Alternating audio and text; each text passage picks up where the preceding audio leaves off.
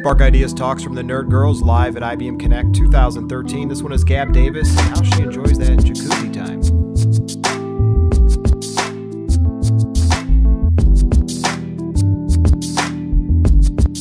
So next up we have Gabriella Davis telling us about jacuzzi time, which sounds very, very interesting. Hi. So let's talk about jacuzzi time. Jacuzzi time was something Tim and I discovered many, many years ago when we used to go to the gym. And the gym we joined locally, honestly, I'm not a gym person. I loathe gyms. And I have a very expensive bike at home, which I use every night, so I never, ever have to go to a gym. This gym had one thing that I loved, which had a huge spa area. So it had a gym upstairs and downstairs. It had like a 20-person jacuzzi and a steam room and a sauna. So we'd go to the gym for 2 hours, and then I'd basically collapse down the stairs from the gym, have just enough energy to shower, and then fall into the jacuzzi. But once I was there, you'd be so exhausted, I couldn't think about anything. I'd just sit in the jacuzzi, and we'd sit there, staring off into space. And we solved all of our problems sat in that jacuzzi. Because there was nothing else our brains could do. There was nothing else pushing to the front. The stuff that you normally push to the back of your brain, it just bubbled forward because there was no resist. Jacuzzi time is the same as shower time. If you're in the shower and you find, like, if you're a developer, and I'm married to one, if I can convince him to stop work at 3 in the morning and just leave it, the amount of times he'll come out of the shower in the morning and go, I know how to fix that now.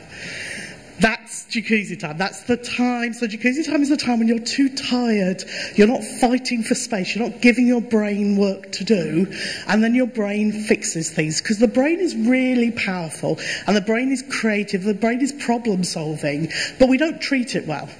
You know, we dress nicely and we work, well, I don't know. We dress and we work on our hair and we go to the gym and we spend a lot of time on our outer appearance. But what we don't do is give our brain time off. And by that I mean no laptop, no book, no music, just nothing and not thinking or trying to solve a problem. And I used to do that. And then I stopped. Because the work started to fill up all the gaps in my life. Just gradually I realised I never had those moments. I would have 4 hours a night, which is my sleeping time, and I have to read. I have to read. I read a lot, and I will give up sleep for reading. So I would then read. But that's not relaxing for my brain either. So I was just squeezed out. So then a few years ago, we came with this idea, okay, we'll try yoga. Yoga is a great idea. So we would go to yoga classes, and that's where I discovered I have 2 speeds. I have full on, and I have fast asleep. So they would say to us, lie on the mat, and just and I have no idea what they said next. If you make me stop, I'll go to sleep. And my mother-in-law's, when we go visit, she has no TV, she has no internet, she has nothing. I last about 7 minutes in her house before falling asleep. That's it, I'm gone. And there's something really wrong there. And I've always prided myself on being someone who doesn't suffer from stress at all. You throw anything at me, I can take it. I don't suffer from stress. And then I realised, yeah, I hadn't recognised it as stress, but it was coming out in very weird ways. And one of the things was, I find it extremely difficult to make decisions. Like, when I get under pressure, in the middle of the day, even deciding what I want for lunch is just one decision too many. I just need, just keep those decisions away from me. And I've realised that decision-making is a high-pressure point for me. Too many choices is a high-pressure point for me. My nightmare scenario is a deli in New York or any subway. Don't throw 1,000 things at me and ask me to make a decision. It's a terrible thing. So it got very bad, and last year I finally realised, okay, this has got too much. I wasn't getting any sleep, I wasn't getting any downtime. This is what I need for jacuzzi time. When we go on holiday, and we haven't done it very much, this is in China, where Tim and I went last year.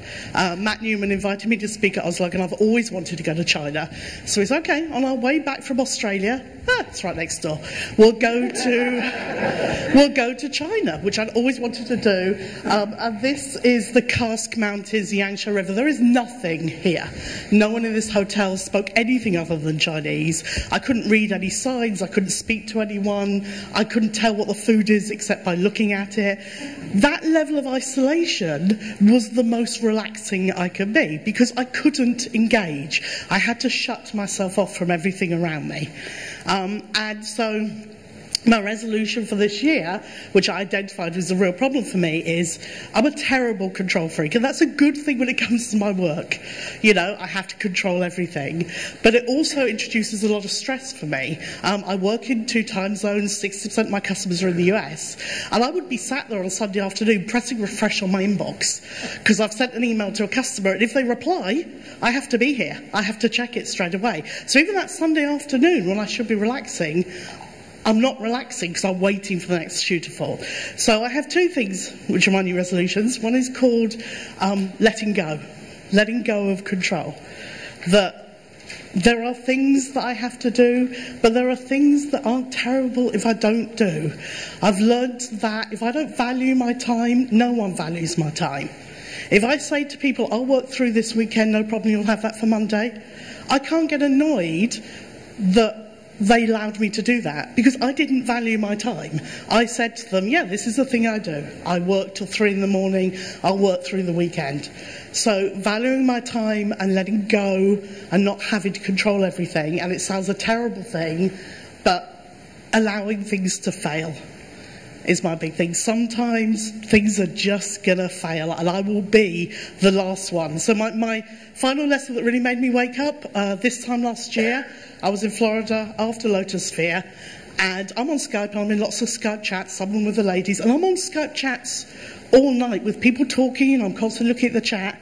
And then I was in Florida in the Skype chat, and everyone went away. And I thought, well, that's very weird. And then I looked at the time, and it was 5 o'clock. And I thought, well, of course, everyone else goes home and signs off Skype. They're 5 hours behind me. So when I'm at home, that's 10, 11 o'clock at night. I'm on Skype all day through to the evening. And I kind of went, okay, it's just me doing that. And my politeness was, I can't be the first person to leave the chat.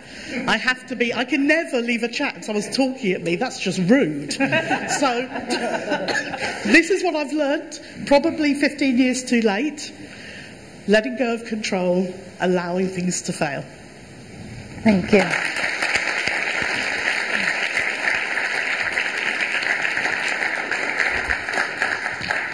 Thank you for that message that I think a lot of us could use a little bit more of. And also thank you for sharing your travels along the way. I know that at least us nerd girls have really enjoyed all the places you've gone and things you've seen.